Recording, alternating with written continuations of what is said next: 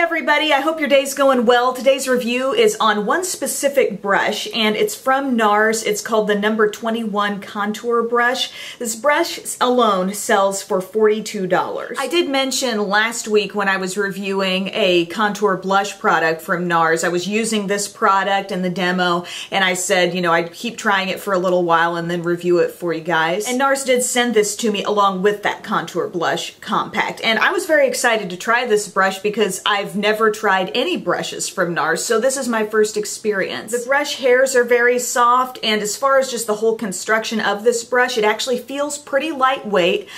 You've got the ferrule here, and it like immediately joins in with the brush handle. It doesn't seem to be one of those ferrules that kind of comes down and like overlaps the brush handle so much, but it does seem like it's very, you know, solid. And on the website, the NARS website, it says expertly angled for sculpting and highlighting the cheekbones.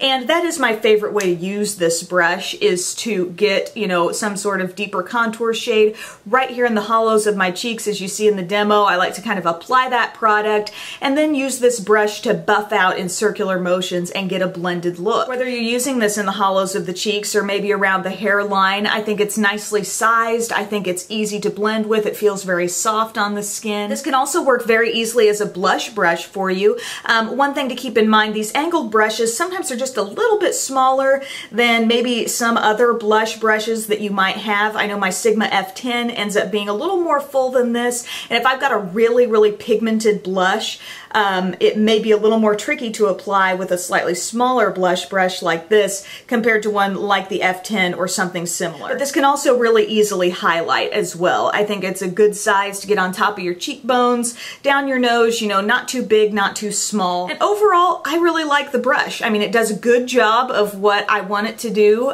primarily contouring. I think that's the number one thing this brush does well, but like I said, can be a little multi-purpose. As far as any complaints I have about this brush, I have noticed that it does shed. It was doing that from the beginning, and even now, several weeks into using this, I still have the occasional shedding. And that's not a real unusual problem to have with brushes. I have some in my collection that give me that issue, but definitely not all of them, and I also have some really cheap brushes that don't give me that problem whatsoever. And the other side of this is that this is a $42 brush, and I think just mentally, I think, okay, I want that brush to perform really well, and at the same time, I expect like superior quality for that kind of a price tag. And I'm not saying this is a bad quality brush. That bit of shedding is really the only thing I can point to and say that's something I didn't really like about it. But I can't, in good conscience, give you this review without telling you what this brush is so similar to that is at a much lower price point, and that is the e.l.f. Studio Angled Blush Brush.